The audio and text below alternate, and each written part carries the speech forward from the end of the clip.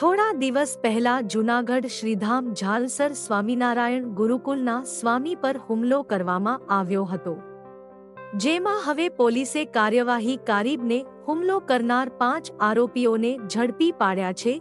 જમીન મામલે આરોપીઓ દ્વારા વિજય પ્રકાશદાસ સ્વામી પર હુમલો કરવામાં આવ્યો હતો. થોડા દિવસો પહેલા શ્રીધામ સંસ્થાના વિજય પ્રકાશદાસ સ્વામી પર 6 શખ્સો દ્વારા હિચકારો હુમલો કરવામાં આવ્યો હતો. આ હુમલો કરનાર 5 આરોપીને જૂનાગઢ તાલુકા પોલીસે ઝડપી પાડ્યા છે. વિજય પ્રકાશદાસ સ્વામી પર સંસ્થામાં ધસી આવી ઓફિસમાં 4 થી 5 શખ્સો દ્વારા હુમલો કરતો વિડીયો સોશિયલ મીડિયામાં વાયરલ થયો હતો. ત્યારબાદ ઝાલસર શ્રીધામ સંસ્થાના સ્વામી વિજય પ્રકાશદાસે 6 શખ્સો વિરુદ્ધ તાલુકા પોલીસ સ્ટેશનમાં ફરિયાદ નોંધાવી હતી.